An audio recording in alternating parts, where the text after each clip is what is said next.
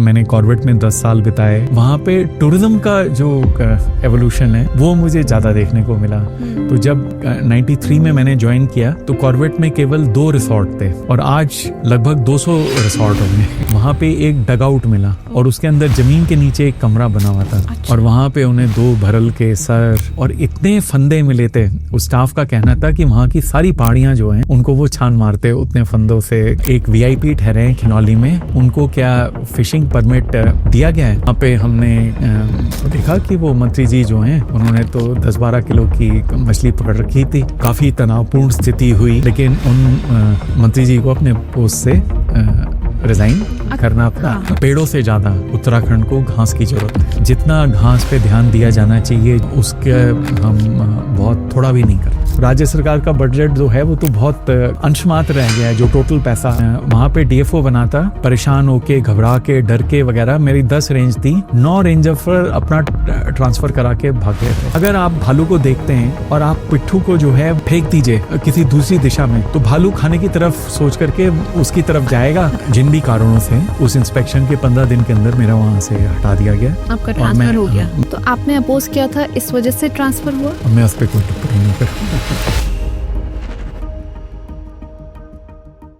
Welcome to curious corner by Ankita. आज हम किसी सक्सेस स्टोरी की बात नहीं करेंगे। आज हम बात करेंगे करेज की, कन्विक्शन की और ऑनेस्टी की। आज के हमारे गेस्ट हैं Rajiv Bhartari, 1986 batch, Indian forest service officer, जो पिछले 37 इयर्स से उत्तराखंड के फॉरेस्ट और वाइल्ड लाइफ को प्रिजर्व करते आ रहे हैं। ऑनेस्टी की एक मिसाल हैं।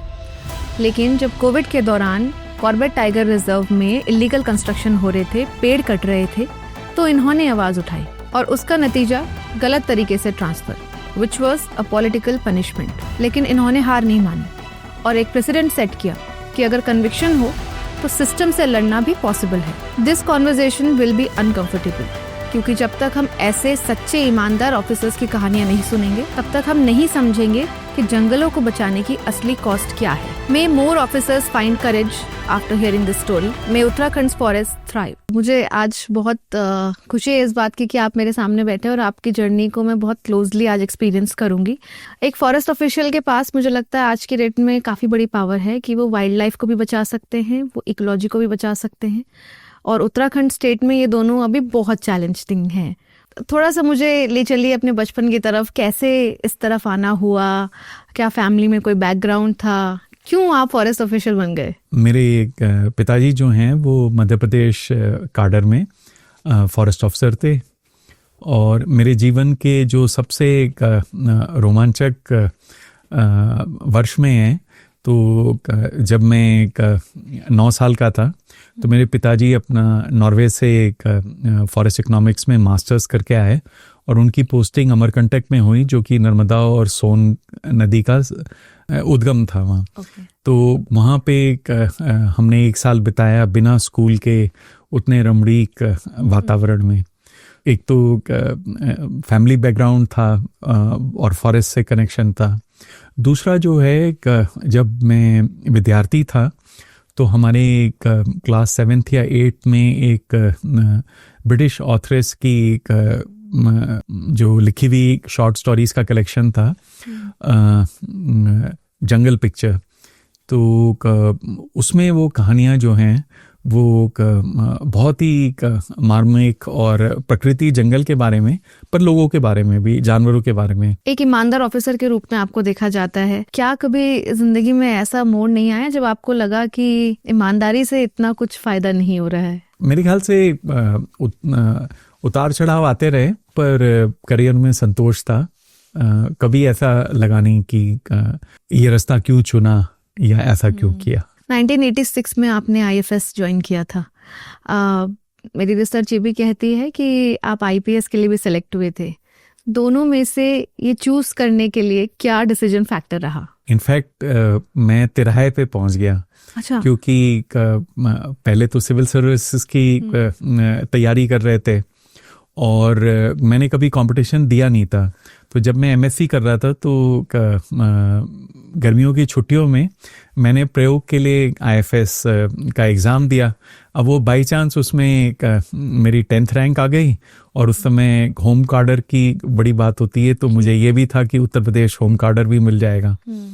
तो लेकिन तभी साथ साथ मैंने GRE भी दिया था, और मेरा स्पेशलाइजेशन प्लांट मॉलिक्यूलर बायोलॉजी था। तो जॉन हॉपकिंस यूनिवर्सिटी से वहाँ से भी एक फेवरेबल रिस्पांस आ गया, और खैर मैंने चुना। मुझे ऐसा लगता था कि जैसे कुछ ऐसा है जो केवल मैं ही कर सकता हूँ और कोई नहीं कर सकेगा, तो इसलिए मैंने IFS को चुना, और फिर बाद में IPS में भी सिलेक्शन हो गया। लेकिन क्योंकि मेरी प्रकृति और वनों के प्रति इतनी रुचि थी, तो मैं फिर फॉरेस्ट में ही रहा। पहली पोस्टिंग कहाँ रही आपकी? पहली पोस्टिंग जो है बुलंदशहर में एज डिविजनल फॉरेस्ट ऑफिसर, और मेरी क्योंकि सारी स्कूलिंग मेरठ में हुई थी, तो पहले तो मेरा दिल बिल्कुल बैठ गया कि मैंने बोला कि कहाँ जाट लोगों के बीच में वहाँ पे पोस्टिंग कर दी। और मेरी उस समय मैं चाह रहा था कि नंदा देवी में पोस्टिंग हो। तो लेकिन वहाँ के जो मैंने 3-3.25 साल बिताए, वो मेरी लाइफ के सबसे मेमोरेबल ईयर्स में थे। And why do you say that? क्योंकि वहाँ पे हमारे जंगल तो थे नहीं, हमें तो जंगल पैदा करने पड़ते थे। खास तौर से प्लेन्स का इलाका है थोड़ा। 2 तरीके के एरिया थे, एक तो ऊसर एल्कलाइन एरिया जहाँ कुछ नहीं उगता था, तो उसका हम पेड़ लगा के उपचार करते थे, ग्राम सभा और ये सड़क के किनारे और नहरों के किनारे वगैरह। और दूसरे खादर क्षेत्र होते थे, यमुना और गंगा दोनों नदियों के तट पे, जो कि बरसात में बिल्कुल जलमग्न हो जाते थे। तो वहाँ पे जो है करीब हर साल 700-800 हेक्टेयर में हम प्लांटेशन करते थे, और 50 लाख से ऊपर पौधे तैयार करने पड़ते थे। क्योंकि मेरी इतनी रुचि, मैं बॉटनी का स्टूडेंट था, मैंने 5 साल बॉटनी पढ़ी थी, और मेरा एनवायरनमेंट और कंजर्वेशन में काफ़ी एक्सपोजर भी था, रुझान भी था। तो उस ज़माने में भी मैंने अपनी नर्सरियों को इस तरीके से व्यवस्थित किया कि उनकी संख्या घटा के और 125 प्रजातियों तक की पौध तैयार कर ली थी। और ये पौधे आंकड़ों में या कागज़ों में नहीं, 3-3, 4-4 फुट के ऊंचे पौधे होते थे। और कुछ बड़ी नर्सरियां थी जहाँ पे 1-1.5 लाख पौधे होते थे। तो वहाँ पे तो जाकर के मुझे ऐसा लगता था कि मैं बिल्कुल एक राजा हूँ। दूर दूर से कई बार पौधों की डिमांड आती थी, बरगद, मौलसरी, पीपल और वगैरह। और हमारी एक रेंज थी जेवर, और जहाँ अब इंटरनेशनल एयरपोर्ट बनने वाला है। और सबसे रिमार्केबल बात ये थी कि कुछ प्लांटेशंस तो जो हैं उनमें खाद डाल के, पानी डाल के और स्पेशल केयर करके, वो तो वहाँ पे मेरे ट्रांसफ़र से ही पहले बिल्कुल जंगलनुमा हो गए थे। आपने ट्रांसफ़र का जिक्र किया, कितने ट्रांसफ़र आपके हुए हैं? पहले मैं विश्वास नहीं करता था एस्ट्रोलॉजी पे, ग्रहों पे वगैरह पे। बाद में लेकिन जीवन में कुछ ऐसी घटनाएं हुई कि मुझे लगने लग गया कि नहीं, उसमें कुछ सेंस है। तो I have been very blessed with stability. मेरे बहुत कम ट्रांसफर हुए। अच्छा, क्योंकि हमने ऐसा देखा है अक्सर जो ईमानदार ऑफिसर्स होते हैं उनके ट्रांसफर होते रहते हैं। आई वॉज लकी, और मैंने कॉर्बेट में 10 साल बिताए, और SCCFE को टूरिज्म 5 साल में यहाँ पे देहरादून उत्तराखंड में रहा। और बुलंदशहर भी बहुत कॉम्प्लिकेटेड डिस्ट्रिक्ट थी, क्राइम इन्फेस्टेड। और वहाँ पे उस समय उत्तर प्रदेश के ज़माने में 1 केंद्रीय मंत्री, 2 राज्य मंत्री, और मतलब पॉलिटिकली बहुत इम्पोर्टेंट एरिया होता था। मेरा अपना फीलिंग ये है कि जब आप अपने काम से काम रखते हैं और एक क्लैरिटी ऑफ थॉट होती है, आपका मन साफ होता है, तो दूसरे लोग भी उसे समझते हैं, अप्रिशिएट करते हैं और सपोर्ट करते हैं, और अगर सपोर्ट नहीं भी कर रहे हो तो टॉलरेट करते हैं। सर, वो क्या एक बात होगी जो कॉमन लोगों को फॉरेस्ट डिपार्टमेंट के बारे में नहीं पता होती या गलतफहमी है? मेरे ख्याल से बहुत सारी चीज़ों की जिम्मेदारी जो है ना, इक्वेट कर देते हैं लोग वन विभाग से।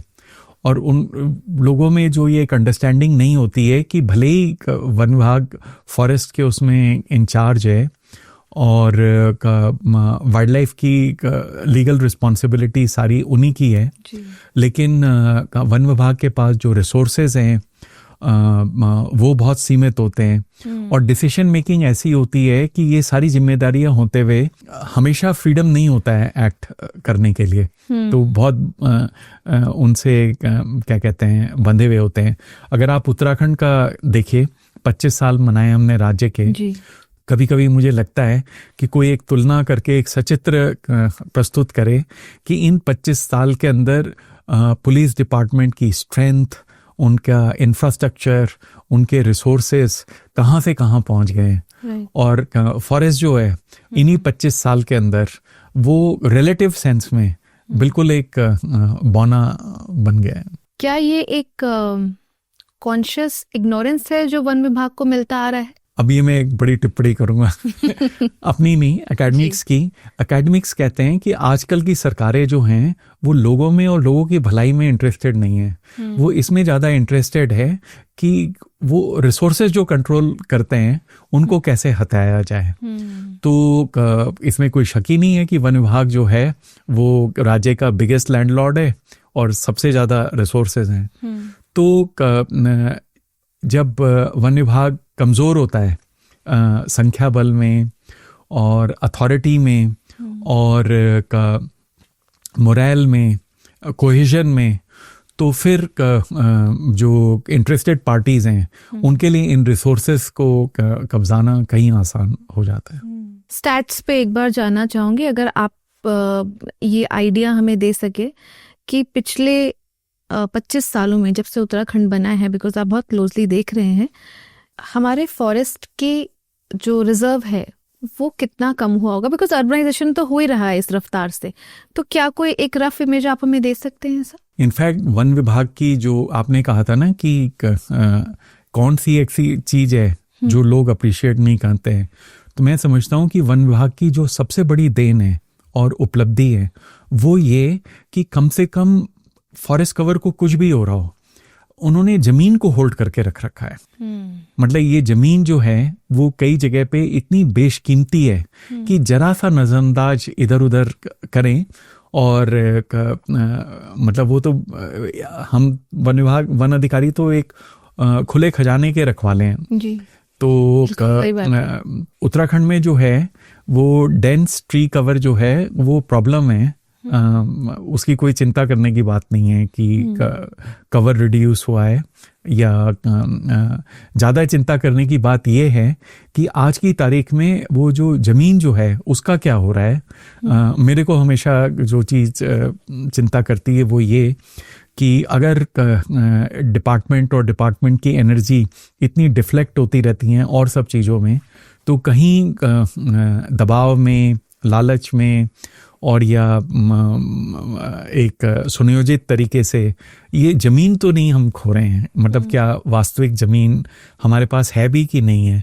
और इसीलिए जो अभी रिसेंटली माननीय सुप्रीम कोर्ट ने और पहले भी हाई कोर्ट ने जो इंक्रोचमेंट का मसला उठाते हैं वो बहुत ही इम्पोर्टेंट है, क्योंकि जब तक ज़मीन है तब तक तो अगर कमी होगी भी तो उसको पूरा किया जा सकता है, पर अगर ज़मीन ही खो देंगे तो फिर तो वो परमानेंट लॉस होगा। सर एक बार दोबारा से पीछे जाऊंगी आपकी जर्नी पे। आपने बोला बुलंदशहर में आपकी पहली पोस्टिंग थी, उत्तराखंड आपने कब चूज करा? मैं जब IFS ज्वाइन किया तो मैं इतना ज़्यादा बायोडाइवर्सिटी का दीवाना था कि मैंने अपनी फर्स्ट चॉइस दी थी अरुणाचल प्रदेश, और सेकंड दी थी JNK, और थर्ड दी थी मध्य प्रदेश। तो मैंने सोचा ही नहीं था कि मैं कभी उत्तर प्रदेश में काम करूंगा, जबकि कॉर्बेट पार्क जैसे जगह में काम करने की इच्छा जरूर थी। अब क्या हुआ कि जब मैं सेलेक्ट हो गया और मेरी रैंक भी अच्छी थी, तो मुझे जो और प्रोफेशनल्स थे और फैकल्टी, क्योंकि वो मेरे फादर के कोलीग थे, वो कहने लगे तुमने ये क्या बेवकूफ़ी की, तुम तो टॉपर्स में से हो, तुम्हें अरुणाचल मिल जाएगा और वहाँ तो ये खराब है वो खराब है वगैरह। अब फॉर्चुनेटली और अनफॉर्चुनेटली इसे डेस्टिनी कहेंगे कि जो स्टेट के सिलेक्शन का सिस्टम है वो चेंज हो गया। और रोस्टर सिस्टम इंट्रोड्यूस हो गया। तो रोस्टर सिस्टम में ये था कि या तो आप अपनी पेरेंट स्टेट के लिए चूज कर सकते हैं और या फिर सरकार कहीं भी भेज देगी। तो known devil is better than unknown devil. तो फिर जो है मैंने उत्तर प्रदेश की चॉइस दी और तब मैं उत्तर प्रदेश काडर में आ गया। लेकिन जब मैंने आईएफएस का फॉर्म भरा था तो उस समय उत्तराखंड की फॉर्मेशन की सुटबुकाहट तो थी जी। तो उसमें मैंने कॉन्शियसली उन चीज़ों को हाईलाइट किया था कि जो मेरा देहरादून से कनेक्शन एस्टैब्लिश करती थी, ना कि उत्तर प्रदेश से। अच्छा। तो फिर जब राज्य बना तो ऑटोमेटिकली ही स्टेट बन गया। तो मैंने उत्तराखंड में पढ़ाई कभी नहीं की है। मेरी सारी। आपका क्या कनेक्शन है देहरादून से? बर्थ। अच्छा। मेरा जन्म स्थान जो है दून हॉस्पिटल है। अच्छा। तो और मेरे फादर का भी बर्थ स्थान ये देहरादून ही है। अच्छा। तो उस हिसाब से जो है फिर मेरे को उत्तराखंड। आपकी ट्रेनिंग कहाँ हुई थी? आईएफएस ऑफिसर्स की ट्रेनिंग यहीं देहरादून में IGNFA Indira Gandhi national forest academy में होती है। और उस समय मेरे पिताजी FRI में पोस्टेड थे और बंगलो नंबर 10 जो है वो पियर्सन रोड पे वहाँ पे उसके आखिर में है। हाँ। वहाँ पे हम रहते थे और वो इकलौता ऐसा घर है जिसके बरामदे में बैठ के उस समय FRI की बिल्डिंग, मेन बिल्डिंग जो है वो दिखाई देती थी। तो जब मैं IFS में सेलेक्ट हो गया तो लिटरली मैंने बस सिर्फ सड़क पार की। मतलब एक सड़क के तरफ मेरे पिताजी रहते थे। हाँ। और उसको पार चल के दूसरी तरफ में हॉस्टल में चला गया। As a forest officer Uttarakhand का जो फॉरेस्ट है काफ़ी मिक्स्ड है, प्लेन्स भी हैं, काफ़ी हाई एल्टीट्यूड है, नंदा देवी बायो रिजर्व है हमारे पास। कितनी डाइवर्सिटी है, आप आम आदमी को कैसे जानने को मिलेगा ये कि क्या डाइवर्सिटी है? मोटे तौर पे हमारे पास प्लेन्स के फॉरेस्ट हैं और मिडिल हिमालयाज में जो है थोड़ा कम है एरिया, और फिर हाई एल्टीट्यूड के तो बड़े एरिया जो हैं वो फॉरेस्ट में डिक्लेयर्ड हैं। तो ब्रिटिश काल में जो है ब्रिटिशर्स ने एग्रीकल्चर और डेवलपमेंटल प्रोजेक्ट्स के लिए ज़्यादातर जगहों पे इसको फॉरेस्ट को क्लियर कर दिया था।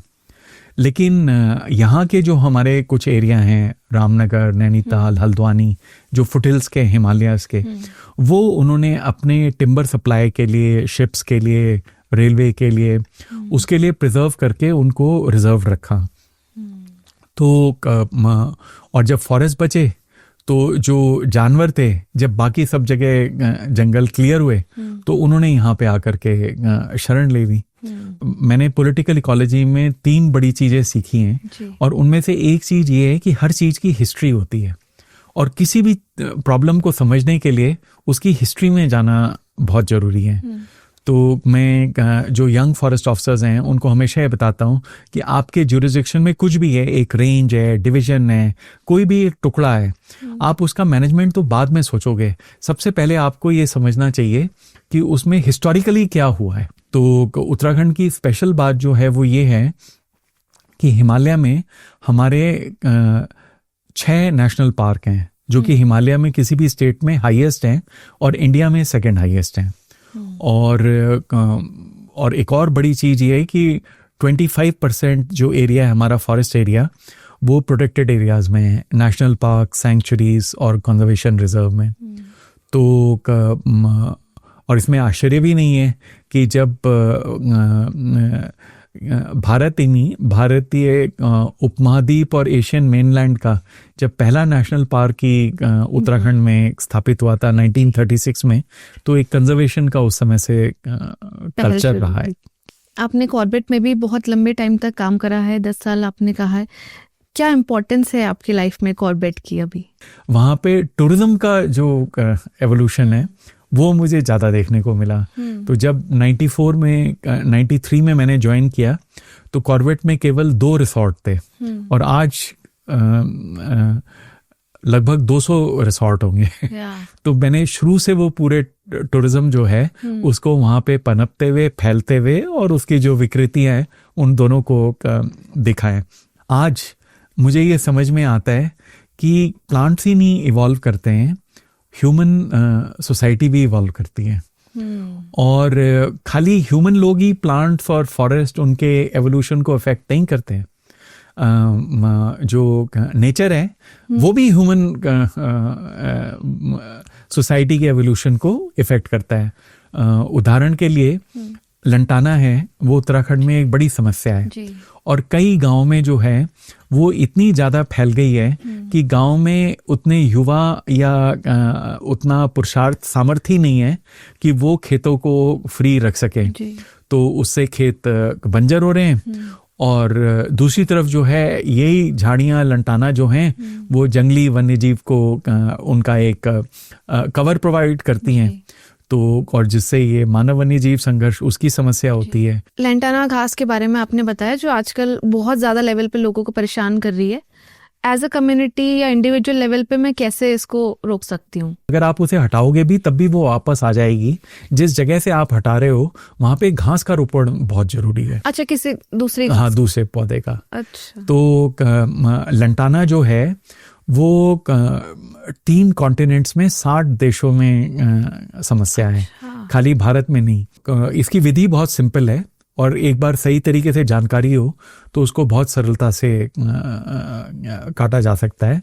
लेकिन एक बार निकालने से वो नहीं निकलती है। तो अगर जैसे अभी जमेरिया में इको डेवलपमेंट में उन्होंने पार्क वालों ने 1 लाख रुपए दिए और ग्रामीणों ने हमारी सलाह के बावजूद भी झाड़ी कटान कर दिया अपने तरीके से बिना जाने हुए विधि। तो झाड़ियां तो साफ हो गई क्योंकि उनकी एक समस्या है कि कहीं वन्य जीवों का अटैक नहीं हो, लेकिन वो दोबारा लंटाना निकल आएगी। तो क्योंकि उसके शूट का टुकड़ा अगर कहीं पे भी गिरेगा और जमीन के मिट्टी के टच में आएगा तो वहां से अंकुरण की डेंजर होता है। पहला स्टेप तो ये कि झाड़ी के जो मेन तना है, टैप रूट होती है, उसके किनारे आप एक छोटा सा 4 इंच का एक गड्ढा सा बनाएं कि बहुत छोटा सा 4 इंच का। उसके बाद मेन तने में 4 इंच नीचे जो है खाली एक कट लगाएं शार्प कोढ़ारी से, जिससे कि वो शूट कट हो जाए। और तीसरा जो है फिर लाठी या बांस की सहायता से सावधानी से उसको रिवर्स कर दें पौधे को, जिससे कि पोलैरिटी जो है वो उल्टी हो जाए। जो ऑक्सीजन प्रोड्यूसिंग मेरिस्टेमेटिक जोन है वो सबसे ऊपर आ जाए और जो तने हैं, टिप्स हैं शूट के, वो नीचे आ जाए। तो ये दोहरी मार से जो है जो गांव पनपने चाहिए थे वहां की खेती भी समाप्त हो रही है और पलायन होकर के बहुत सारे गांव जो हैं वो बिल्कुल वीरान हो रहे हैं। आपने कहा कॉर्बेट में आपने जब आप थे उस टाइम 2 ही रिजॉर्ट थे, अब 200 हैं। ये स्टेटमेंट अपने आप में ही एक चिंता जो है मन में लेके आता है। क्या वो इतनी कैपेसिटी रखता है? कॉर्बेट जो है वो हाईएस्ट नंबर ऑफ रिसोर्ट्स हैं किसी भी टाइगर रिजर्व में इंडिया में, और सेकंड हाईएस्ट जो है रणथंभौर जो है उसमें जो पेपर्स में छपा है उसके आधार पे 70-80 हैं। तो आप समझ सकते हैं कि कितना गैप है जी। ऐसा नहीं है कि इसको नियंत्रित करने के लिए एक प्रयास नहीं किए हों। मैं तो 94 में जब इतना यंग डिप्टी डायरेक्टर था तो उस समय गवर्नर थे उत्तर प्रदेश के, गवर्नर रूल था मोतीलाल वोरा जी।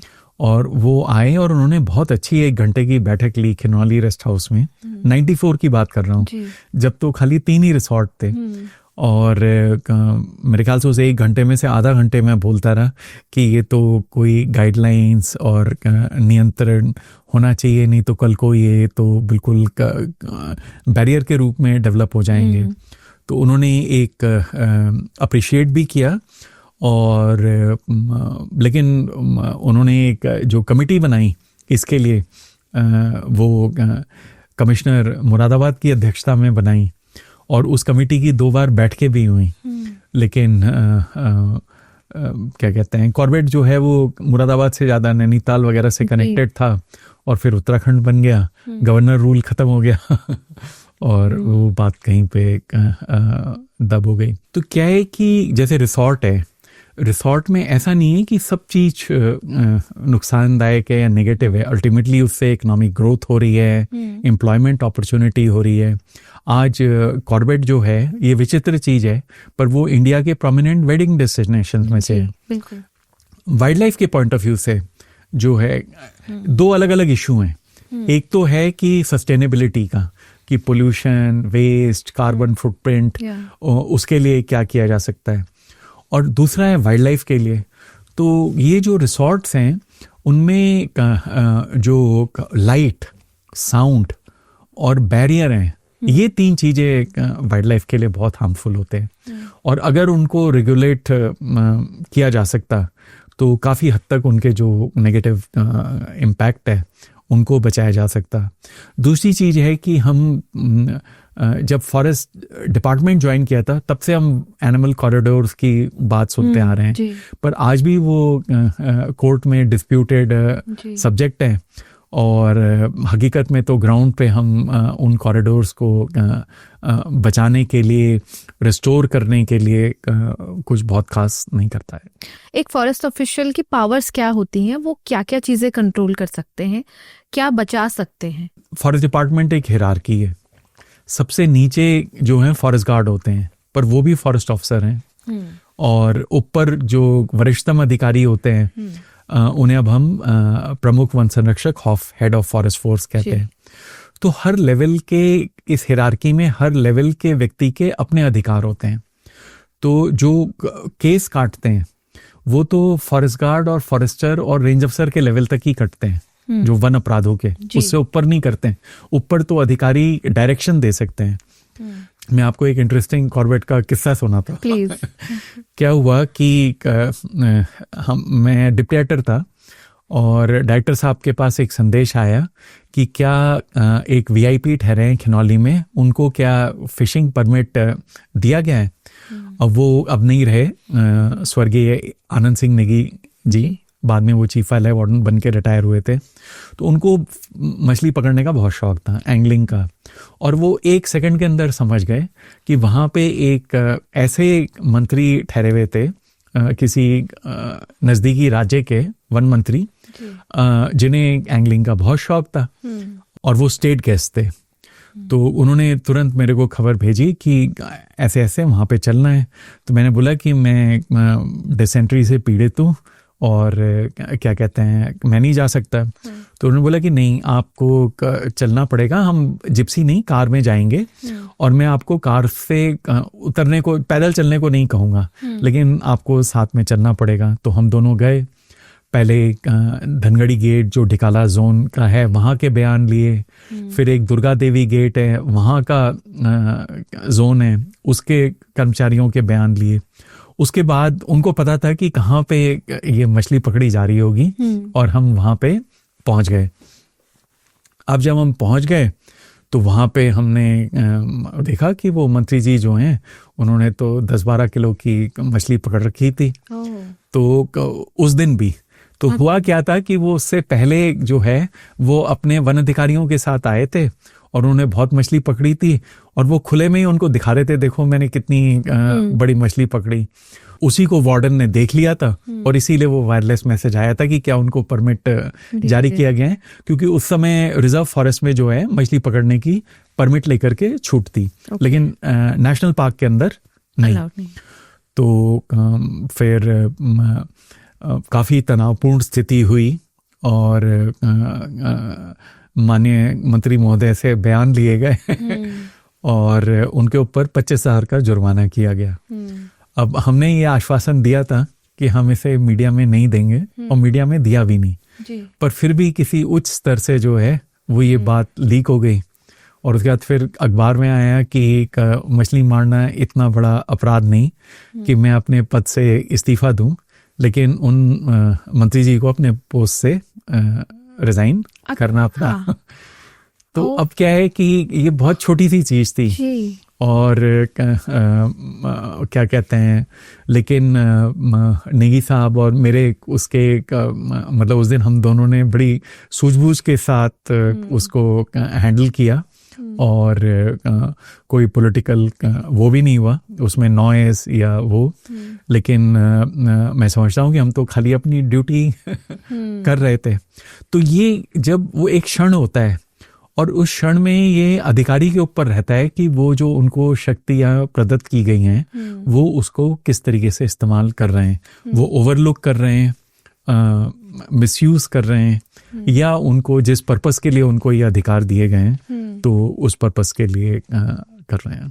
तो अधिकारों में क्या क्या चीज़ शामिल होती है? जैसे आई एम श्योर बहुत सारे स्ट्रगल्स भी देखने पड़ते होंगे आपको, वाइल्ड लाइफ भी देखना है, आपको ये भी देखना है कि इलीगल कंस्ट्रक्शन नहीं हो रहे हैं, ये भी देखना है कि फॉरेस्ट में कोई सामान चुरा के नहीं लेके जा रहा है, कोई लकड़ियाँ चुरा ली है या कुछ ऐसे हर्ब्स या प्लांट्स को डिस्ट्रॉय कर दिया, इस तरह की और क्या क्या चीज़ें आपके अधिकारों में शामिल होते हैं? तो अधिकार तो मेनली यही हुआ कि अलग अलग स्तर के पार दे रखी है और अथॉरिटी, और उसके बाद जो है जो हमारे ये जो वन अपराध है, H2 केस कहते हैं हम उसे, क्योंकि वो एक H2 रजिस्टर में दर्ज होते हैं, तो वो केस काटने की। और तो दो अलग अलग चीजें हैं, एक तो है कि जब अपराध नजर में आए तो H2 केस कटे, और दूसरा ये कि जो H2 केस है उसकी सफलतापूर्वक पैरवी भी हो। अच्छा। तो ये और वो दोनों ही चीजें कठिन होती हैं, अनप्लेजेंट होती हैं और काफी परिश्रम डिमांड करती हैं। वन अपराध क्या होते हैं सर? वन अपराध मतलब ये है कि 3 तरीके के होते हैं। अच्छा। एक तो ये कि कोई ऐसी लकड़ी काटे या उसकी तस्करी करे जो नहीं कटनी चाहिए, और दूसरा है कि किसी जानवर का शिकार करें या उसके अंग का स्मगलिंग। हाँ, और तीसरा जो है अतिक्रमण की जो सीमा है वन की उसको छेड़छाड़ करें, जो सीमा स्तंभ हैं उनको हटा दें, या जो वन भूमि है उस पे खेती या निर्माण इस तरीके से करें। अब इसी से जुड़ी हुई चीजें फिर फॉरेस्ट फायर भी हो जाती है कि अगर वनाग्नि कि अगर कोई हैबिटेट को नुकसान पहुंचाने के लिए आग लगाए तो वो भी वन अपराध में आ जाता है। और अगर कोई इंसान जान के आग लगाता है, तो क्योंकि हमने अक्सर सुना है गर्मियों में लोगों को बोलते हुए कि जो इस मात्रा में आग लगती है वो कहीं ना कहीं लगाई जाती है, तो अगर कोई इंसान ऐसे आग लगाते हुए पकड़ा गया तो उसके ऊपर क्या कार्रवाई हो सकती है? अब मिलने के लिए तो उन्हें दंड मिल सकता है और कोशिश भी की जाती है विभाग से, पर अमूमन जो है क्योंकि एविडेंस बटोरना इतना आसान नहीं होता है तो वो कम सजा में छूट जाते हैं। सर, इसी के रेफरेंस में पूछना चाहूंगी, जो नंदा देवी बायो रिजर्व में अभी पिछले कुछ दिनों में आग लगी हुई थी, उसके बारे में क्या आप कोई इन्फॉर्मेशन बता सकते हैं? हाई एल्टीट्यूड एरियाज में जब बर्फ गिरती है और पिघलती है तो अमूमन पोचिंग के लिए भी पोचर्स उस समय आग लगाते हैं। किस तरह की चीजें पोच की जा सकती हैं उस टाइम पे? तो जितने भी हाई एल्टीट्यूड के जानवर हैं उसमें अनगुलेट्स हैं, आपके बरल हो गए, गंगोत्री में मैं बात कर रहा था कि मैं भागीरथी वृत्त में रहा हूँ, और गंगोत्री राष्ट्रीय उद्यान जो है वो भारत का 3rd लार्जेस्ट नेशनल पार्क है। तो मेरे लिए किसी हाई एल्टीट्यूड एरिया का, मैं तो ज़्यादातर कॉर्बेट में समय बिताया था, तो ये पहला अवसर था। तो हमने वाइल्ड लाइफ इंस्टीट्यूट के बायोलॉजिस्ट से पूछा कि भाई कौन से सबसे वल्नरेबल पीरियड हैं डॉक्टर GS रावत से, तो उन्होंने बोला कि जब बर्फ गिरनी शुरू होती है या पिघलती है। तो वाइल्ड लाइफ के एक साइंटिस्ट हैं, उनको बुलाया, एक टीम गठित की, उनको सर्वे के लिए भेजा। जब गंगोत्री के कपाट बंद हो गए थे तो गौमुख तक भेजा। तो भोजवासा के बाद उन्होंने देखा उस समय कि वहाँ पे एक नेपाली श्रमिक हैं, एक प्लांटेशन होता था तब, एक NGO प्लांटेशन करते थे। वो विसंगति थी, नेशनल पार्क के अंदर नहीं होना चाहिए, पर उनको छूट मिली हुई थी। तो उन्होंने पूरा प्लांटेशन, उनके हट वगैरह देखा और उसमें कुछ भी नहीं मिला, तो वो लोग आगे बढ़ गए। पर डॉक्टर उनियाल जो वाइल्ड लाइफ इंस्टीट्यूट से आए थे उनको फिर भी शक था, तो उन्होंने बोला कि वो हिमाचल में देख चुके थे कि पोचिंग किस तरीके से होती है। तो उन्होंने दोबारा से बोला कि नहीं देखते हैं। तो वहाँ पे क्या है, हट में कुछ प्रमाण नहीं मिला था, लेकिन जो जमीन थी वहाँ पे एक डगआउट मिला और उसके अंदर जमीन के नीचे एक कमरा बना हुआ था। अच्छा। और वहाँ पे उन्हें 2 भरल के सर और इतने फंदे मिले थे। उस स्टाफ का कहना था कि वहाँ की सारी पहाड़ियाँ जो हैं उनको वो छान मारते उतने फंदों से। सर, आपने कंजर्वेशन और डेवलपमेंट में बहुत सारे काम किए हैं। प्रोजेक्ट टाइगर 50 भी इसका पार्ट रहा है। क्या था प्रोजेक्ट टाइगर 50? बाघ जो एक समय जब प्रोजेक्ट स्टार्ट हुआ था विलुप्ति के कागार पे थे, और जब प्रोजेक्ट स्टार्ट किया था उसकी जो कल्पना की गई थी कि इस प्रकार के स्थल डेवलप हों कि जहाँ पे कि लगभग 300 वयस्क बाघ हों और 2000 वर्ग किलोमीटर का क्षेत्रफल हो, तो इस तरीके के कॉर्बेट और टाइगर रिजर्व्स में ये अचीव कर लिया गया था। तो वो एक सेलिब्रेशन का मोमेंट था। सर, क्लाइमेट चेंज जो हो रहा है, लगातार अर्बनाइजेशन हो रहा है, एनक्रोचमेंट या फॉरेस्ट को कहीं ना कहीं से डिस्टर्ब करने की जो अब लोगों में एक सेंसिटिविटी कम हो गई है, इसका उत्तराखंड पे क्या असर आप देखते हैं? आपने क्या पिछले 3 डेकेड्स में देखा है? देखिए, अब तो जो कुछ भी गड़बड़ होती है एक तरीके से हम क्लाइमेट चेंज को दोष दे देते हैं जी। और कुछ हद तक वो सच भी है, लेकिन कुछ हद तक हम अपने जो जिम्मेदारी है उससे भी पल्ला झाड़ लेते हैं।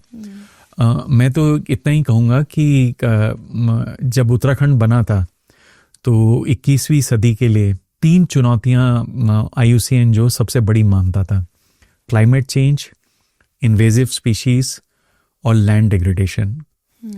और ये जो इन्वेजिव स्पीशीज का जो इम्पैक्ट है वो क्लाइमेट चेंज से भी ज़्यादा है। इन्वेजिव स्पीशीज जब आप बात करते हैं तो किन की बात हम कर रहे हैं?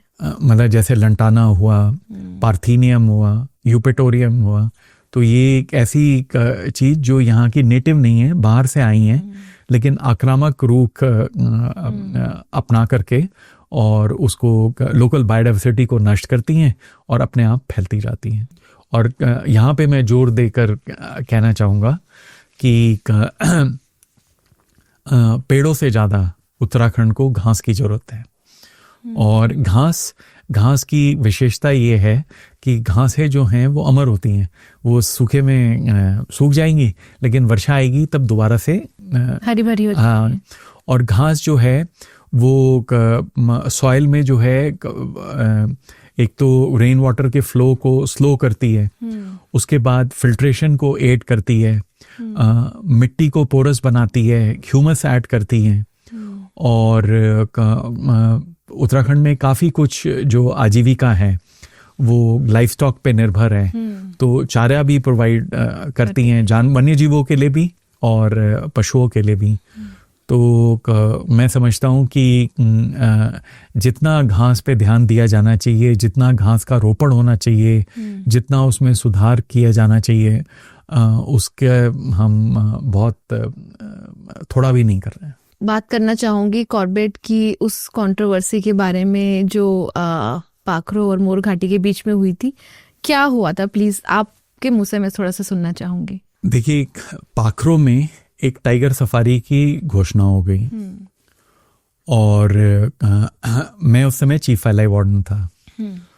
और आज भी मैं दृढ़ता के साथ कह सकता हूँ कि इंडियन लॉ में ऐसा कोई प्रोविजन ही नहीं है कि हम ऐसा हैबिटेट जिसमें कि टाइगर निवास करता हो वहाँ पे पेड़ों को काट के टाइगर के वास स्थल को डिस्ट्रॉय करके एक आर्टिफिशियल जू सफारी डिक्लेयर करते हैं। तो जो इंडिया के जो लॉज है सफारी के, वो जू रूल्स में ही आते हैं। अच्छा। क्योंकि वो एक तरीके से जू है, बस जू में फर्क ये है कि हम जो नॉर्मल प्राणी उद्यान होता है उसमें जानवर केज में होता है और आगंतुक बाहर होता है, और सफारी में ये है कि जानवर बाहर है लेकिन केज तो है ही है, और जो टूरिस्ट हैं वो किसी व्हीकल में बैठ करके घूम रहे हैं। तो जब ये प्रपोजल आया मेरे सामने तो मैंने साइट का इंस्पेक्शन किया। मैं हमेशा पैदल खुद देख, और 4 किलोमीटर की लेंथ। अच्छा। ये फर्स्ट कोविड की वेव थी, उस समय आया था जी। और उस पीरियड में ये पहला दौरा था, मतलब जब कोविड के रिस्ट्रिक्शंस थे उसमें कि मई या जून में, गर्मियों में मैंने उसको पूरा कवर किया। और वहाँ पे हमें टाइगर के फ्रेश पगमार्क मिले और टाइगर का ये अलार्म कॉल सांबर की सुनाई दी, तो जो पुख्ता प्रमाण था कि ये वहाँ पे टाइगर हैं, और तो मतलब मेरे दृष्टि से तो ये था कि इसके ऊपर पुनर्विचार की जरूरत है। बट जिन भी कारणों से उस इंस्पेक्शन के 15 दिन के अंदर मेरा वहाँ से हटा दिया गया, आपका ट्रांसफर हो गया। मैं चीफ वाइल्ड लाइफ वार्डन नहीं रहा, और उसके 6 माह बाद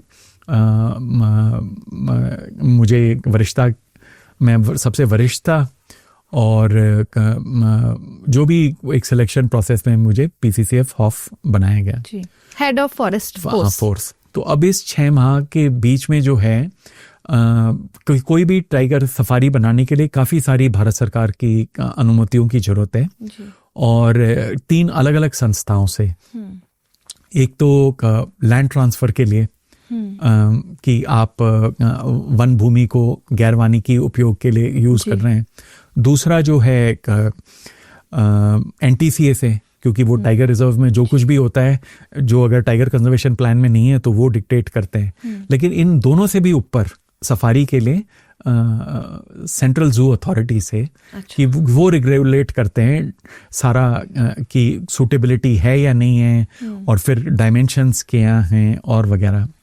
तो जांच में जो उभर करके आया वो ये आया कि ये बिना वैधानिक अनुमतियों के वहाँ पे कंस्ट्रक्शन आवश्यकता से अधिक पेड़ काट दिए गए, और निर्माण कार्य कर दिए गए, और निर्माण कार्यों के लिए अधिकांश के लिए बजट भी नहीं था। तो बस ये वहाँ की कंट्रोवर्सी है कि ये कैसे हुआ, क्यों हुआ, और उसके लिए कौन जिम्मेदार है।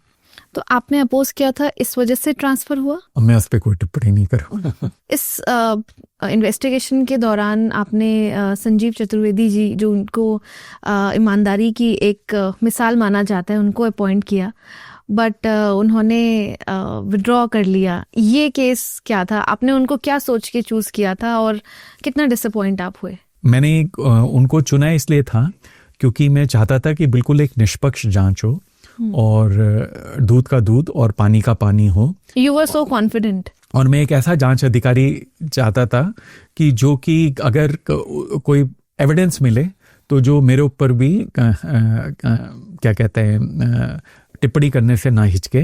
तो मतलब मैं चाहता था कि एक बिल्कुल स्पष्ट, एक कंफ्यूज सी और एम्बैरेसिंग सी सिचुएशन हो गई थी, पर उसमें एक क्लैरिटी हो। और ये सबसे पहले मुझे अखबार से ही पता चला कि उन्होंने ऐसी चिट्ठी लिखी है और जांच से इनकार कर दिया है। और कारण चाहे जो कुछ भी रहे हों, मैं तो यही कहूँगा कि मैं बहुत डिसअपॉइंटेड था इस सिचुएशन से, और मैं नहीं समझता कि एक डिसिप्लिन्ड ऑर्गेनाइजेशन में इस तरीके से इनसबऑर्डिनेशन का स्कोप है।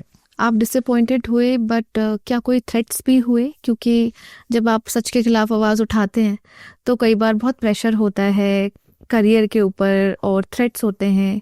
तो क्या कुछ ऐसा भी आपने फेस किया? मेरे को कभी पूरे करियर में, मैंने 37 साल नौकरी की है, और कई बार ऐसा होता है कि आपको कॉशियस होना पड़ता है, और आप एक डाउट्स भी होते हैं, लेकिन मुझे ऐसा कभी सामना नहीं करना पड़ा। आप हेड ऑफ फॉरेस्ट फोर्स भी बने, लेकिन कुछ टाइम, बहुत ही कम समय में आपका ट्रांसफ़र हो गया। फिर आप उत्तराखंड बायोडाइवर्सिटी बोर्ड के चेयरमैन रहे।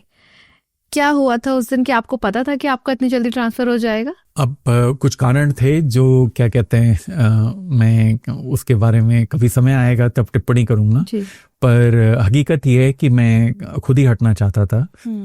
मैं बहुत सारी चीज़ों से नाखुश था, और मुझे लग रहा था कि मैं कुछ खास उसमें कार्रवाई नहीं कर पा रहा हूँ, और उसमें सबसे बड़ा रीज़न था वो वाइल्ड लाइफ और कॉर्बेट से हट करके वो कैंपा था, क्योंकि कैंपा में राज्य में एक वर्ष में 80-100 करोड़ रुपए ही खर्च हो पाते थे, और उस वर्ष एक प्रयास से, वैसे तो पैसे के हिसाब से कहें तो सफलता थी, लेकिन लगभग 1,000 करोड़ रुपए अचानक बजट का प्रावधान था और वो रिलीज भी हो रहा था किश्तों में।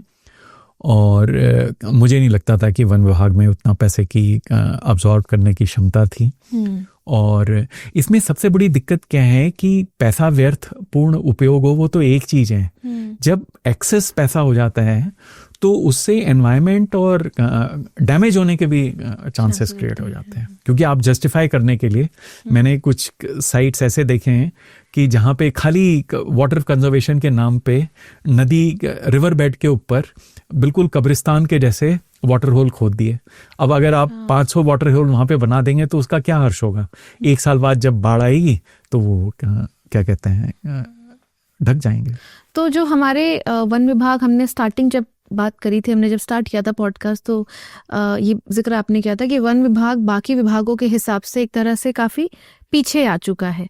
जब इंफ्रास्ट्रक्चर और बजट की भी हमारी कोई प्रॉब्लम नहीं है, तो हम बाकी स्टेट से या बाकी देशों से क्यों पीछे हैं? नहीं, मैंने देश और स्टेट से नहीं कहा था, मैं तो उस समय पुलिस और फॉरेस्ट का कंपैरिजन कर रहा था। शायद मेरे को आपको एक्सप्लेन करना पड़ेगा। जब हमने नौकरी ज्वाइन की थी तो हमारे बजट के आइटम्स बहुत सीमित होते थे और उसमें जो पैसा आता था उसका काफी हद तक लोकल लेवल पे डीएफओ, कंजर्वेटर, उनके लेवल पे फ्रीडम होता था कि उसको कैसे उपयोग करें। और परिस्थिति के हिसाब से हम उसमें बहुत सारी फेरबदल करके उसको उपयोग करते थे और उसी को हम एडेप्टिव मैनेजमेंट कहते हैं कि हमें फीडबैक आ रहा है और उस फीडबैक के अनुसार हम उसको चेंज कर रहे हैं। अब क्या हो गया है, एक विसंगति हो गई है। एक तरफ तो जो है ट्रायंगुलेशन, लैट लॉन्गिट्यूड और जीपीएस, जियो टैगिंग, ये सारी टेक्नोलॉजी वगैरह की जा रही है। तो कोई भी चीज, तो अब जो बजट आता है वो प्रोजेक्ट मोड में आता है, उसके कई मल्टीपल स्कीम्स और एवेन्यूज बन गए। राज्य सरकार का बजट जो है वो तो बहुत अंशमात्र रह गया है जो टोटल पैसा आ रहा है, तो उसमें उतना फ्रीडम नहीं रहता है। और दूसरी तरफ ये है कि इस माइन्यूट प्लानिंग के फ्रेमवर्क में अपसर्ड चीजें भी उसमें प्रवेश पा जाती हैं और उसको क्या जाता है। जैसे उदाहरण के लिए जो आपने पाखरों की बात रेज की, तो पाखरों के निर्माण के लिए जो वहां के उस समय के डायरेक्टर थे जब मैं हॉफ था, उन्होंने 170 करोड़ के एस्टिमेट पुटअप किए, क्या कहते हैं, वहां पे कंस्ट्रक्शन वगैरह के लिए। अब आप कल्पना करिए कि मैं आपको कह रहा था कि एक वर्ष में पूरे राज्य में ही 80 करोड़ क्या कहते हैं खर्च होता था। तो खाली पैसा ही जरूरी नहीं है ना, पैसा किस पैमाने पे और कहाँ पे खर्च होगा। तो अब जो है कैंपा जो है उसका गवर्नेंस स्ट्रक्चर ऐसा है कि वो खाली विभाग तक सीमित नहीं होके उसमें शासक और मंत्रिमंडल वहां तक निर्णय होते हैं। जब आपने हॉफ के लिए जो आपका ट्रांसफर हुआ था, आपने उसके लिए एक केस भी फाइल किया था, लेकिन हाई कोर्ट से आप जीत भी गए थे, बट वापस सुप्रीम कोर्ट का में वो गया। जब एक्चुअल में फैसला आया तो आपका जो टेन्योर था वो ऑलमोस्ट खत्म होने वाला था। तो जब आपको फैसला सुनाया गया, जब एक्चुअल में आप हॉफ बने, तो रिटायरमेंट का टाइम आ गया था। तो एक तरह से जस्टिस मिला भी और मैं कहूँगी नहीं भी, डिलेड जस्टिस एक तरह से रहा। क्या उस टाइम पे लगा कि मैं छोड़ दूं, या इतना ईमानदारी से काम करने का मुझे क्या फायदा हुआ? तो ये दो अलग अलग केस हैं। एक केस है पाखरो सफारी के बारे में, और जो कि एक पीआईएल से स्टार्ट हुआ था, और वो भी दो जगह हुआ, पीआईएल हाई कोर्ट में हुई और एक पीआईएल सुप्रीम कोर्ट में चल रही थी। तो वो तो पाखरो सफारी और कॉर्बेट के और जो अवैध कटान और निर्माण है उससे संबंधित है। मेरा केस जो था वो सर्विस मैटर था और वो जो इंडियन फॉरेस्ट सर्विस के रूल्स हैं, कार्डर रूल्स, उसके वायलेशन से संबंधित था। और क्या कहते हैं, मैं इच्छुक नहीं था कोर्ट में जाने का, और मैं गया भी बहुत लेट, 2-3 महीने बाद गया था। पर वो मुझे मजबूरन जाना पड़ा, क्योंकि जब मैंने इस तरीके के लोगों से फीडबैक सुना कि सारी दोष मेरे ऊपर मढ़ा जा रहा है पाखरों का, और जो असली गुनाहगार हैं वो एक वहीं पे बने हुए हैं, उनको पदोन्नतियां मिल रही हैं, तो मुझे लगा कि मेरे को तो मेरे लिए सबसे इम्पोर्टेंट चीज जो है मेरा नाम है। और मैंने अगर इस फॉरेस्ट सर्विस में इतने साल कार्य करके कोई कुछ चीज अर्जित की थी तो वो यही नाम था। अब अगर वो नाम ही बच जाएगा तो मेरे लिए तो फिर मेरे पास कुछ भी नहीं बचना था, तो मुझे मजबूरन ये कोर्ट में जाना पड़ा। और कई बार लोग प्रश्न पूछते हैं, और इसी तरीके के प्रकरण हैं कि जो एक भारत के आम नागरिक में न्याय प्रणाली और व्यवस्था में जो विश्वास जगाते हैं कि इतनी सारी फोर्सेस के विरुद्ध होते हुए भी माननीय उत्तराखंड उच्च न्यायालय ने वहाँ से इस प्रकार का आदेश आया कि ये न्याय संगत नहीं था उनका रिमूवल, और उनको इस पद पे दोबारा बहाली होनी चाहिए। तो मेरा जो लीगल टीम थी उनकी जो चेष्टा थी वो ये थी कि चाहे 1 घंटे के लिए भी बिठाएं, पर आपको उस चेयर पे वापस जरूर बिठाएंगे, और वो केवल सांकेतिक था। और तो 1 घंटे तो नहीं, मैं तो 2 हफ्ते तक था। और उसके बाद जो सुप्रीम कोर्ट में जो ऑर्डर आए हैं वो जरूर है कि सुप्रीम कोर्ट से स्टे जारी हो गया, और कोर्ट के निर्णय के ऊपर हम कोई टिप्पणी नहीं कर सकते हैं, बट बेसिकली ये कोर्ट उसकी कोई जिरह सुप्रीम कोर्ट में कभी भी नहीं हुई। पर सर आपने हमारे देश में करप्शन किस लेवल पे फैला है ये तो हम सब जानते ही हैं। आपने उस करप्ट सिस्टम को बहुत क्लोजली देखा है और उस सिस्टम से आप लड़े हैं। ये करेज कैसे आया और कैसे आपने इतना बड़े सिस्टम से लड़ने की के लिए तो हिम्मत ही चाहिए। अब मैं आपसे कहूंगा कि जो यहाँ पे अभी लड़ाई हुई, मान लीजिए पाखरों के कॉन्टेक्स्ट में, वो जो लड़ाई मैंने बुलंदशहर में लड़ाई होगी उसके सामने कुछ भी नहीं थी। बुलंदशहर में जो इंटरेस्ट थे, बुलंदशहर में जो एनवायरनमेंट था, और जो कोलोसल फेलियर था कि समझ ही नहीं आता था कि मतलब हम आप करियर में पहली बार डीएफओ बने और आप जाकर के जहाँ देखो कि 9 साल के आपके सारे वृक्षारोपण फेल हैं। नर्सरी में जाओ तो खाली थैलियां, उनमें 2-2 इंच के पौधे। मैंने जब वहाँ पे डीएफओ बना था तो मुझसे मतलब परेशान होके, घबरा के, डर के वगैरह मेरी 10 रेंज थी, 9 रेंजर पर अपना ट्रांसफर करा के भाग गए थे।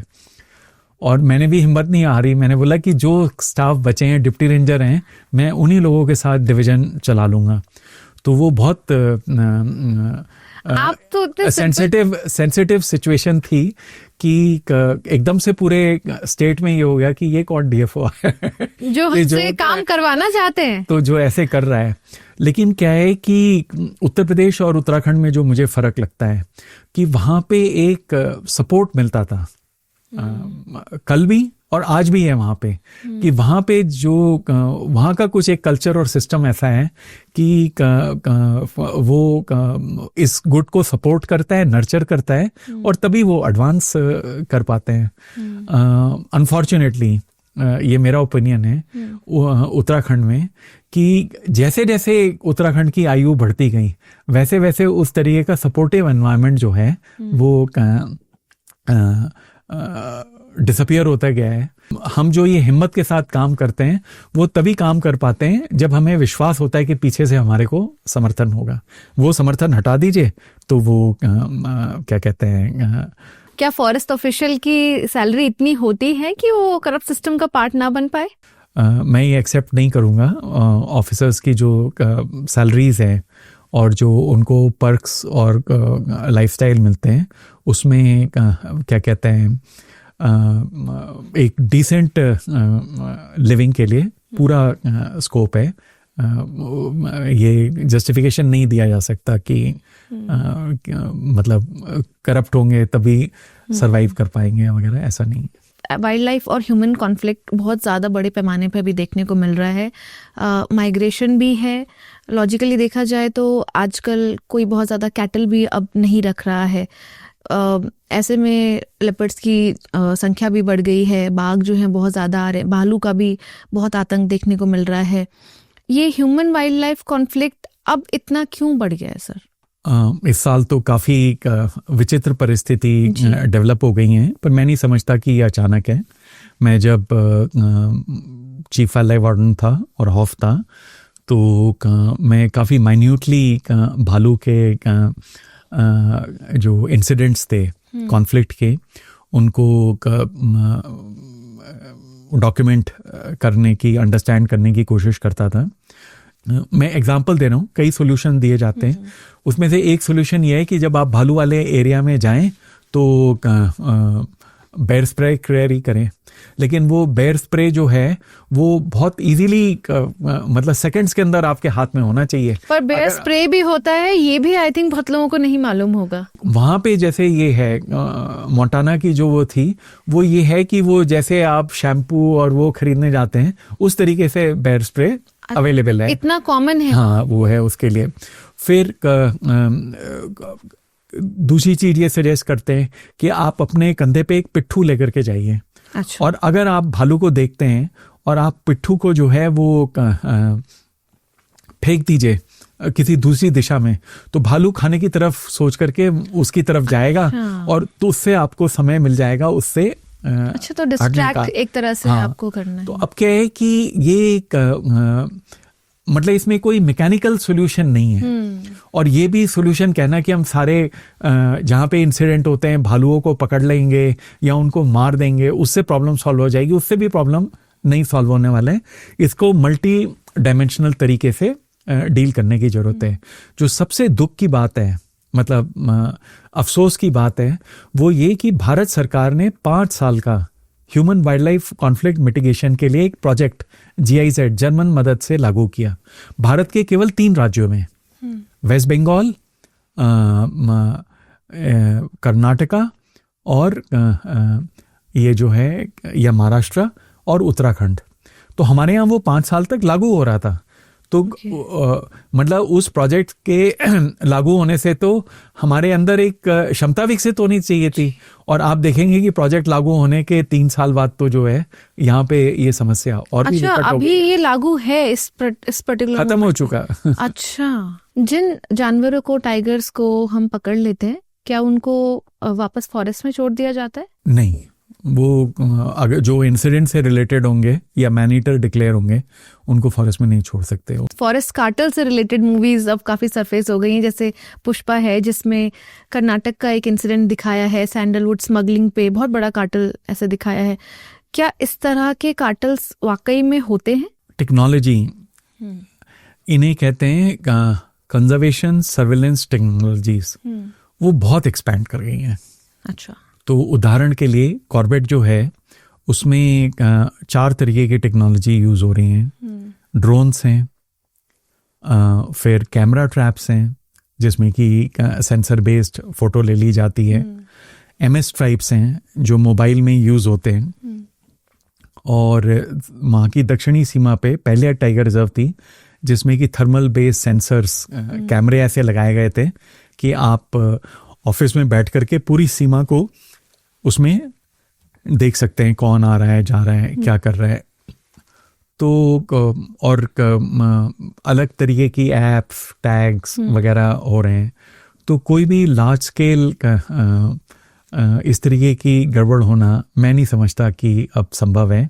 और ये भी एक कारण है कि हमारा जो इन्फोर्समेंट है, जो तस्करी है वन्य जीवों के हड्डियों, खालों और उनकी, क्योंकि इन सब टेक्नोलॉजी और इंटरनेशनल कोऑपरेशन से उस पर काफ़ी कुछ कंट्रोल किया जा रहा है, तो उसकी वजह से भी ये एनिमल पॉपुलेशन जो है वो बढ़ रही है। सर, ये तो हम कॉर्बेट जैसे एक सोफिस्टिकेटेड जगह की बात कर रहे हैं, बट ऐसा बहुत सारा फॉरेस्ट एरिया है जहाँ पे मतलब you can not be present all the time. मैं आपको एग्जांपल देता हूँ कि हमने एक बहुत ही खूबसूरत एक डच आर्किटेक्ट की मदद से उत्तराखंड का एक उत्तराखंड इको टूरिज्म मैप बनाया था। तो जब हम उसे बना रहे थे तो हमने उत्तराखंड में 3 जगह स्नो लेपर्ड दिखाया था, उसमें से एक गंगोत्री था। तो हमारे वाइल्ड लाइफ के बहुत विशेषज्ञ अधिकारी हैं, वो काफ़ी आर्ग्यू करते रहे कि यहाँ पे गंगोत्री में स्नो लेपर्ड नहीं है। तो मैंने बोला कि नहीं है, हमें पता है। कहने लगे एविडेंस कहाँ है, फोटो कहाँ है, और बड़ा मन महसूस कर मुझे वो उसे वहाँ हटाना पड़ा था। आज वहाँ पे काफ़ी पहले 30 स्नो लेपर्ड्स थे। और आश्चर्य नहीं होगा कि मतलब अगले 2-3 साल में हमें पता चले कि वो दुगने हो चुके हैं। हम भैरव घाटी में जो है एक इंडिया का पहला स्नो लेपर्ड कंजर्वेशन सेंटर बन रहा है, बहुत ही sophisticated sustainable mountain architecture principle को यूज़ करते हुए, और उसको मैंने ही कंसीव करके डिज़ाइन कराया था जब मैं चीफ वाइल्ड लाइफ वार्डन था।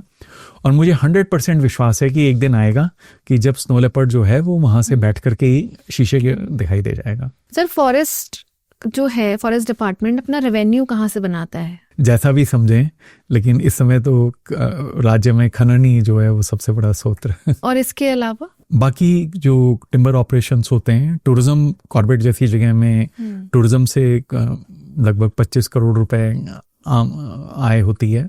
और वो तब है, वो तो खाली रेवेन्यू उसकी बात कर रहे हैं जो कि जो गेट से पर्यटक अंदर जाते हैं उनसे चार्ज की जाती है। ये सिर्फ कॉर्बेट का आप बता रहे हैं? हाँ, जो बाहर के जो रिसोर्ट्स वगैरह हैं वो डायरेक्टली इनडायरेक्टली जो गवर्नमेंट को कंट्रीब्यूट कर रहे होंगे, वो तो कहीं बड़ी इकोनॉमी होगी। सर, इंडिया की सफारी और बाहर देशों की सफारी, जैसे अफ्रीका बहुत फेमस है अपनी वाइल्ड लाइफ सफारी के लिए, क्या डिफरेंस है? अफ्रीका और इंडिया तो मोटे तौर पे एक ही तरीके के होंगे। उनमें स्तर का फर्क होगा, लेकिन क्वालिटी का फर्क होगा, लेकिन पैटर्न तो एक ही है। जो मैं कंट्रास्ट करना चाहूँगा वो मान लीजिए उत्तराखंड और मोंटाना के बीच में। तो मोंटाना में जब लोग मुझसे पूछते थे कि you are from where in India, तो मैं जवाब देता था इंडियाज मोंटाना। तो दोनों की जो जियोमॉर्फोलॉजी जो है वो इतनी एक सी है। तो यहाँ पे मैं वहाँ पे जो मैं फ़र्क पाता हूँ वो ये है कि वहाँ पे हमने बहुत ज़्यादा व्हीकल बेस्ड और उस पे फोकस कर रखा है, और जिससे रिसोर्ट्स बनते हैं, लोग उसमें ठहरते हैं, और वो टूरिज्म जोन्स होते हैं और वो उसमें जाते हैं। ऑन द कॉन्ट्ररी वहाँ पे मोंटाना में जो है वहाँ पे सारे एरिया पर्यटकों के लिए खुले हैं रेगुलेशंस के तहत। जोन्स वगैरह उस तरीके से सेग्रीगेशन नहीं है, और वहाँ पे काफ़ी जो उन्होंने प्रमोट कर रखा है वो कैंपिंग, टेंटिंग और इत्यादि है। तो जैसे मानिए कि कॉर्बेट है, कॉर्बेट के आसपास सब रिसोर्ट और अकोमोडेशन, इसमें एक्सपेंशन है। वहाँ पे जो है उसी तरीके का एक्सपेंशन जो है वो इक्विपमेंट में है, टेंट और हैकिंग गियर और या फिर ट्रेलर कि कार के पीछे जो घर हैं उन्हीं को वो करके कहीं पे कैंपिंग साइट्स में बाइक पार्क करके रहते हैं। हम हिमाचल से काफ़ी कंपेयर करते हैं उत्तराखंड को। टूरिज्म में हमसे बेटर हैं, इंफ्रास्ट्रक्चर में भी आई थिंक बेटर हैं, बहुत सारे फॉरेस्ट को अपने बचा पाए हैं। हम देखते हैं एप्पल ऑर्चर्ड्स, बहुत सारे कम्युनिटी लेवल पे, बहुत सारे ग्रास रूट लेवल पे काम हुए हैं हिमाचल में। क्या हम हिमाचल के हिसाब से एट पार हैं या हम कुछ सीख सकते हैं अपने पड़ोसी स्टेट से? मेरे ख्याल से उत्तराखंड को कंपेयर करने की जरूरत है अपने सृजन के समय से अब तक के लिए, संतोष के लिए कि हम कहाँ पहुंचे हैं, ना कि ये कि बगल के किसी से कंपेयर करें कि वो कहाँ पे है। और दूसरी चीज ये है कि वो राज्य पहले बना था, और जब वो बना था तब की परिस्थितियां ऐसी थी कि वहाँ ह्यूमन रिसोर्सेज में उन्होंने बहुत मेजर इन्वेस्टमेंट किया था जी। तो वो थोड़ा बहुत हमें टाइम लगेगा उनसे कैचअप करने के लिए, उसमें कौन सी बहुत बड़ी बात है। उनके यहाँ तो खाली 2 नेशनल पार्क हैं, हमारे यहाँ तो 6 हैं, और हमारे 6 के 6 जो है वो विश्वविख्यात है। बहुत इंस्पायरिंग रहा आपसे कॉन्वर्जेशन, आपकी जर्नी सुनी। आपने हमेशा अपने करियर को सच का साथ दिया है, आपने कोशिश करी है कि मैं प्रकृति को पहले चुनूं, और शायद इसीलिए प्रकृति ने भी आपको चुना है। वो करेज आपको अंदर से दिया कि आप सिस्टम से फाइट करने का एक स्पिरिट रख पाएं। Thank you so much for sharing your story sir. Thank you.